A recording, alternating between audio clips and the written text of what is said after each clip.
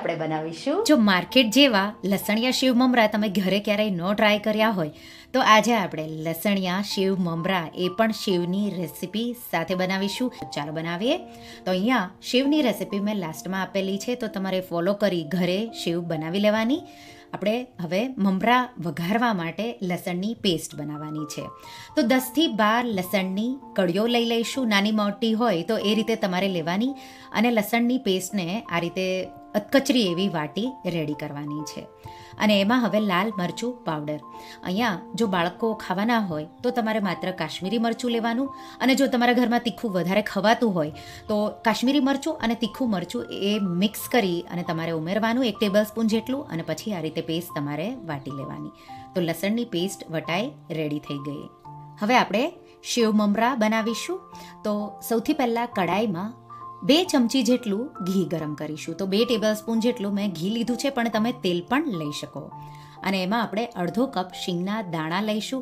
અને ઘી તમારું ગરમ થઈ જાય પછી ગેસની ફ્લેમ મીડિયમ ટુ લો સાઈડ રાખવાની, અને ક્રિસ્પી શીંગદાણા થઈ જાય ત્યાં સુધી તમારે એને આ રીતે સાતળી લેવાના છે. તો આપણે એને તળવાની જરૂર નથી. તમે આ રીતે ઘીમાં એને 2-3 મિનિટ જેવા આ રીતે શેકશો એટલે એકદમ ક્રિસ્પી એવા થઈ જશે. ક્રિસ્પી થઈ જાય એટલે આપણે એને આ રીતે કાઢી લઈશું. હવે એ જ ઘીમાં આપણે 200 ગ્રામ મમરા, તો 200થી 250 ગ્રામ જેટલા, કડાઈ તમારી કેટલી મોટી નાની છે એ રીતે તમારે લેવાના. અને મમરાને આપણે એકદમ સારી રીતે ક્રિસ્પી થાય એ રીતે સ્લો ફ્લેમ પર શેકવાના છે. તો થોડું અમથું જે શીંગમાં આપણે સતળાતા ઘી બચ્યું એમાં જ મમરાને આપણે ક્રિસ્પી કરી લેવાના છે. તો આ રીતે હું એને સતત ચલાવતા રહી 4-5 મિનિટ જેવું લાગશે સ્લો ફ્લેમ પર, અને મમરા તમારા એકદમ ક્રિસ્પી એવા રેડી થઈ જશે. આ રીતે જ્યારે મમરા ક્રિસ્પી થઈ જાય એટલે એક મમરો તમારે લઈ એને હલકો આ રીતે તમે પ્રેસ કરશો એટલે ઇઝીલી આ રીતે એનો ચૂરો થઈ જાય એટલે મમરા ક્રિસ્પી થઈ શેકાઈ ગયા. મેં એક બોલમાં કાઢી લીધા. અને હવે કડાઈમાં ઘી કે તેલ તમને જે ફાવે તે, અને અત્યારે મેં પાછું 1 ટેબલ સ્પૂન જેટલું અહીંયા ઘી લીધું છે, અને એમાં આપણે 1/4 ટીસ્પૂન જેટલી હિંગ અને 1/4 ટીસ્પૂન જેટલી હળદર. ગેસની ફ્લેમ એકદમ લો રાખવાની છે. અને લસણની ચટણી આપણે જે વાટી એ ઉમેરીશું, અને એકદમ સારી રીતે સ્લો ફ્લેમ પર, તો ઘી ઉપર તમને દેખાવા લાગે એ રીતે તમારે એને સાતળી લેવાનું છે. તો ચલાવતા રહી આ રીતે હું એને સ્લો ફ્લેમ પર લસણવાળી ચટણીને સાતળી લઈશ. તો આ રીતે હવે તમે જોઈ શકો છો એકદમ સારી રીતે ઘી અલગ થાય એ રીતે સતળાઈ જાય એટલે 1 ટીસ્પૂન જેટલું મીઠું ઉમેરી દેવાનું. પાછું ઘી અલગ થાય, અને અહીંયા જો તમને લાગે જરૂર છે ઘી કે તેલ ઉમેરવાની તો તમે વધારે પણ ઉમેરી શકો. જે બહારથી તમે લાવતા હોય એમાં મમરા તળીને લસણવાળી ચટણીને કોટ કરે, ઘરે તમે ઓછા તેલમાં આ બનાવી શકો. સાથે 1 ટીસ્પૂન જેટલી ખાંડ પણ મેં ઉમેરી દીધી, મિક્સ કરી દીધું. અને પછી મમરા જે આપણે ક્રિસ્પી કર્યા છે એ ઉમેરી દઈશું. મિક્સ કરીશું એકદમ સારી રીતે. તો લસણની ચટણીમાં ભેજ બિલકુલ ન રહે એ રીતે તમારે એને સાતળી લેવાની. પછી મમરા તમારે એમાં ઉમેરી દેવાના છે.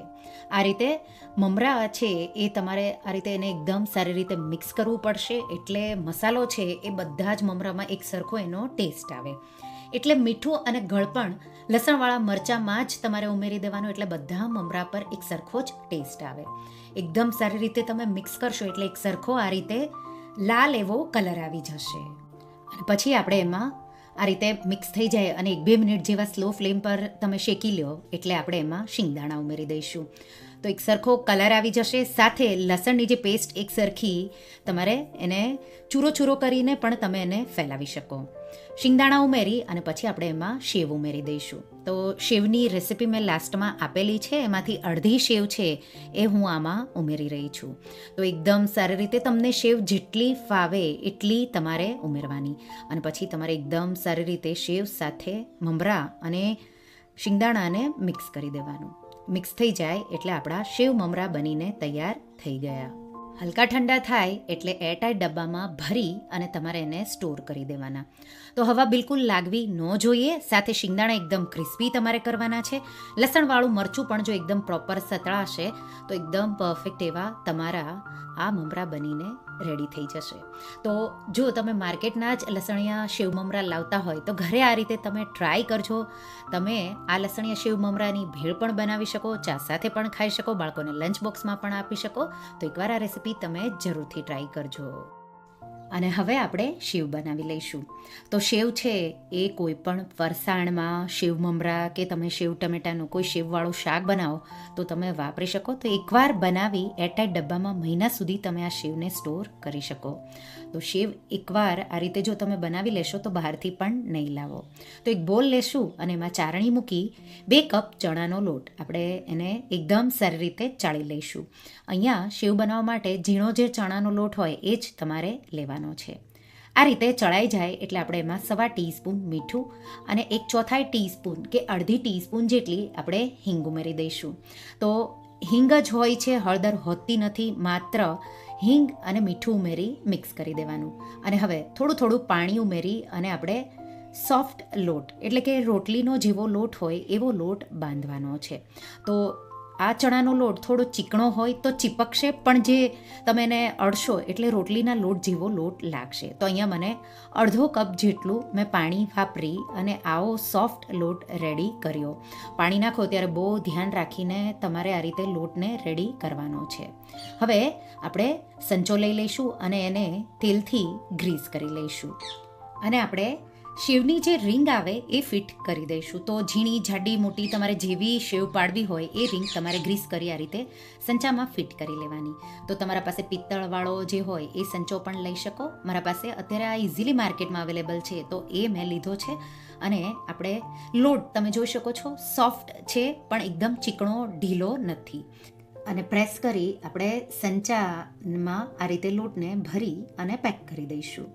હવે તેલ મેં ગરમ કરી લીધું છે. તેલ એકવાર ગરમ થઈ જાય એટલે ગેસની ફ્લેમ લો કરી દઈશું. અને આ રીતે દોઢ જેટલો રાઉન્ડ, તો તમારી કડાઈ કેટલી મોટી નાની છે પણ તમે જે પણ કડાઈ લ્યો તમે જો દોઢ રાઉન્ડ જેટલો ફેરવશો એટલે પરફેક્ટ એવો શેવનો આવો શેપ આવી જશે. આ રીતે શેવ તમે પાડી દો. પછી ગેસની ફ્લેમ મીડિયમ કરી અને અડધીથી પોણી મિનિટ જેવું બે સાઈડ તમારે એને ફ્રાય કરવાનું છે. તો આ રીતે તેલ ગરમ હોય એટલે ગેસની ફ્લેમ જ્યારે તમે શેવ પાડો ત્યારે સ્લો કરી દેવાની અને પછી શેવ પાડી દો એટલે મીડિયમ સાઈડ કરી લેવાની.